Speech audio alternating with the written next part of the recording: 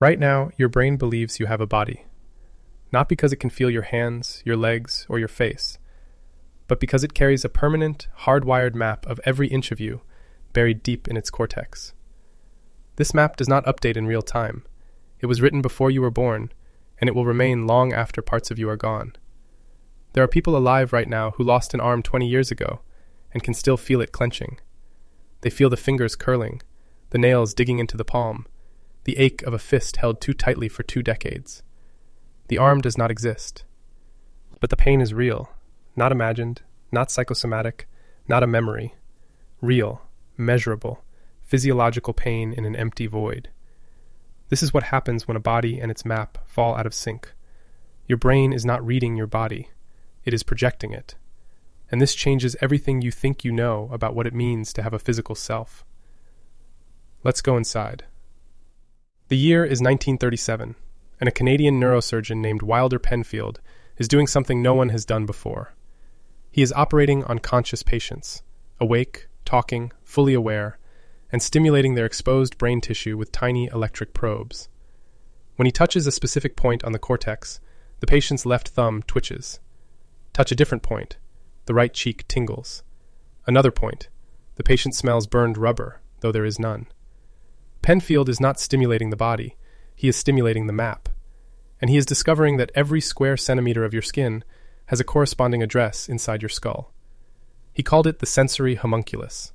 Homunculus, Latin for little man. If you were to draw this little man to scale, stretching and shrinking each body part according to how much cortical space it occupies, you would get a grotesque, distorted figure. Enormous lips, colossal hands, tiny, shrunken torso and legs. The homunculus is not proportional to your actual body. It is proportional to how much your brain cares about each part. Your fingers get 20 times more cortical real estate than your back, because your fingers demand 20 times more precision. Your lips are mapped more elaborately than your shoulders, because speaking and kissing require finer resolution than lifting. This map is the brain's internal model of the body. And it is this map, not your actual flesh, that generates your experience of having a physical self. Now here is where it gets strange. What happens when part of the body disappears, but the map does not? The first documented cases of phantom limb syndrome in modern medicine came from the American Civil War. A physician named Silas Weir Mitchell noticed that soldiers who had lost arms and legs on the battlefield would describe feeling them with vivid, unnerving clarity afterward. They felt temperature, warmth, cold, even the specific sensation of a woolen sleeve against a missing forearm. They felt position, the arm bent at the elbow, the fingers splayed or curled. They felt pain, cramping, burning, stabbing pain in limbs that no longer existed. Mitchell called these sensory ghosts, and for over a century, medicine did not know what to do with them. The standard assumption was that the phantom must originate in the severed nerve endings at the stump. So surgeons amputated higher. They cut closer to the body. They tried to sever the phantom at its presumed source. The phantom always returned, because the phantom was never in the stump. It was in the map. The neuroscientist who finally cracked this open was a man named Vilayanur Ramachandran, working at the University of California, San Diego in the early 1990s. Ramachandran had read Penfield's homunculus maps and noticed something peculiar. On the map, the face is located directly adjacent to the hand, right next door. So Ramachandran asked, if someone loses a hand, what happens to the territory on the map that used to represent it? Does it go silent and dark? Or does the adjacent region, the face, colonize it? He found a patient, a young man who had lost his left arm just below the shoulder 4 weeks earlier. Ramachandran blindfolded him, then used a cotton swab to touch different parts of the young man's face. When he touched the patient's left cheek, the patient felt it, in his missing hand. When Ramachandran touched the upper lip, the patient felt it in the missing thumb. The face had invaded the territory of the missing hand. The brain had not accepted the amputation. Instead, it had taken the vacant real estate on the cortical map and handed it to a neighbor. This is called cortical remapping, and it overturned one of the most fundamental assumptions in neuroscience, that the adult brain is fixed. Until the 1990s, the dominant view was that after early childhood, the brain's architecture was essentially frozen. You were born with a certain number of neurons, they connected in a certain pattern, and that pattern was permanent. Ramachandran's phantom limb findings were among the early nails in the coffin of that idea. The adult brain, it turns out, is perpetually rewriting itself. This capacity is called neuroplasticity, and in the context of phantom limbs, neuroplasticity becomes a source of suffering. When the hand disappears, the cortical hand territory doesn't disappear. It gets taken over. The face moves in. But the old circuitry, the pathways that once processed hand sensations, is still there, still firing.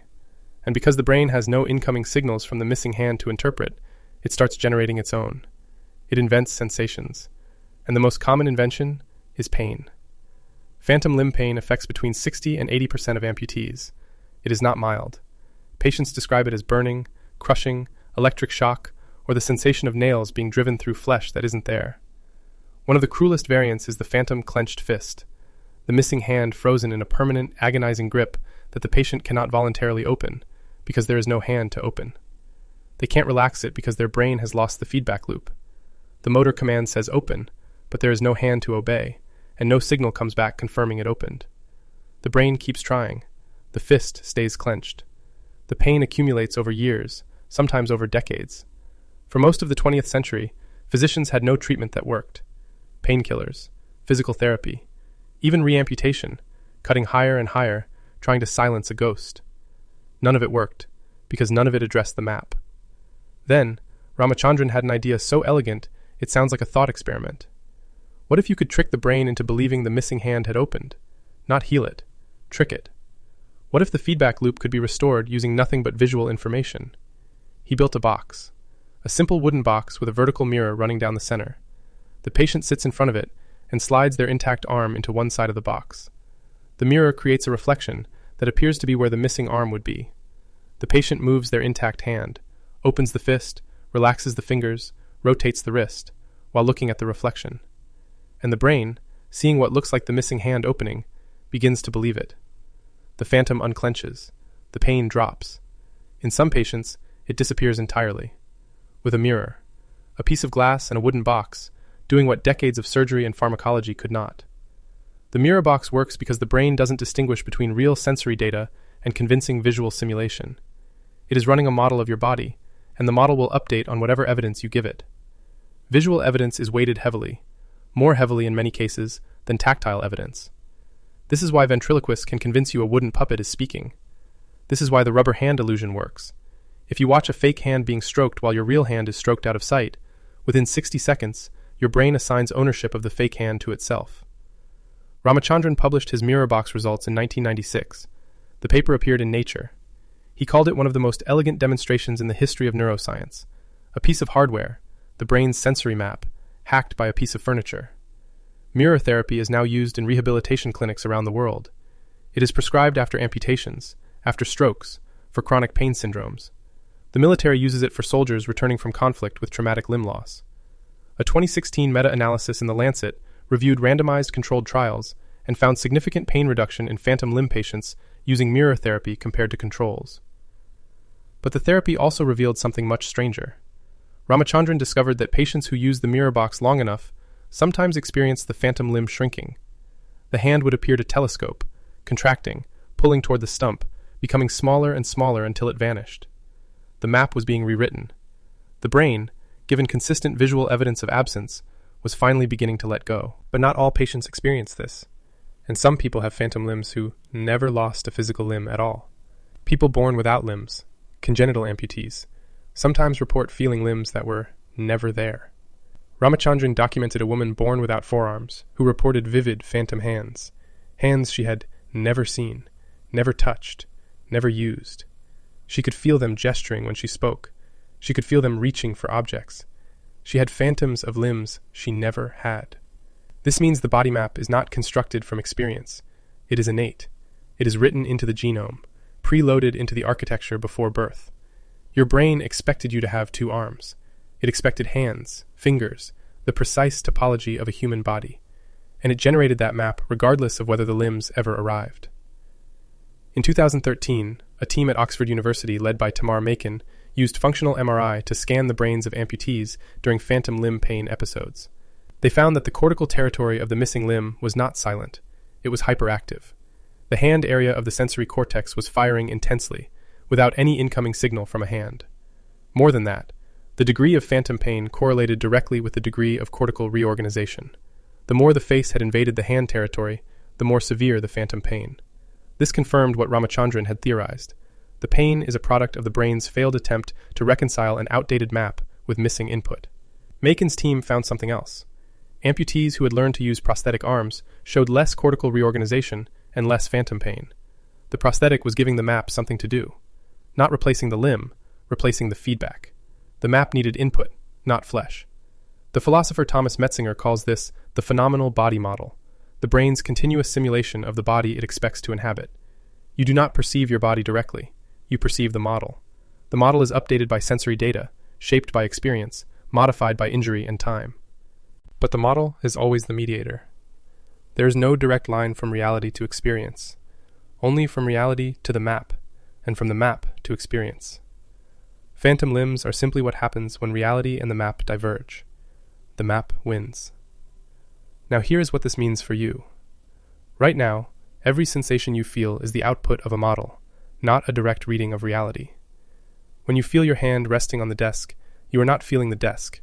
You are feeling the brain's simulation of contact between a simulated hand and a simulated surface. The map is so seamless, so automatic, so instantaneous, that it is indistinguishable from reality. Until it breaks. Phantom limbs are the break, the crack in the interface where you can see the machinery underneath.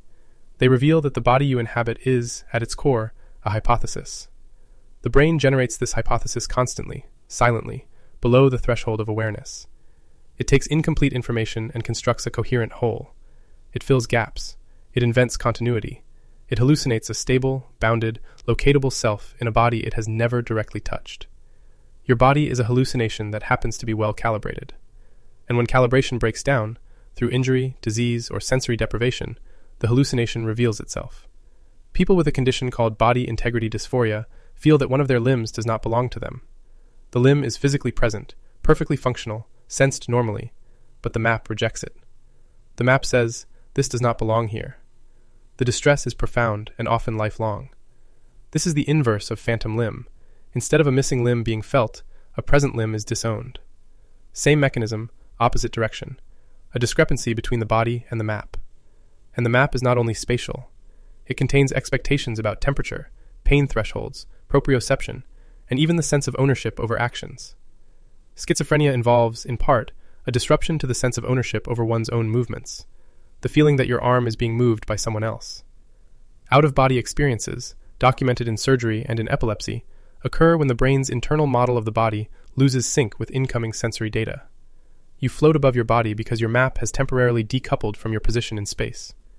Every anomaly of embodiment, every experience of being outside yourself, of disowning yourself, of feeling what no longer exists, is the map asserting itself over reality. Which brings us to the most unsettling question.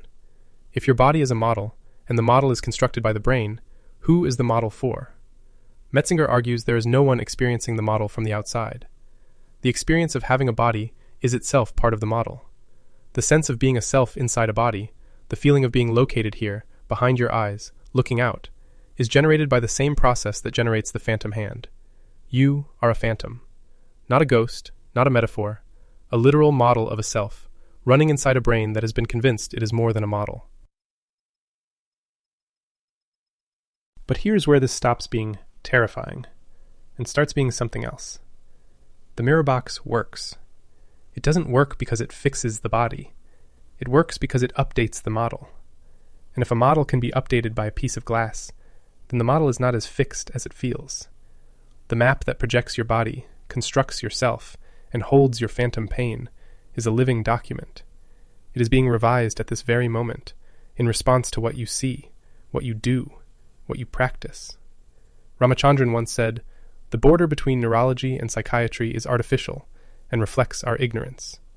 He meant that the brain makes no distinction between the physical and the experiential. A thought changes cortical architecture. A practice rewrites the map. You are not a fixed thing inside a fixed body.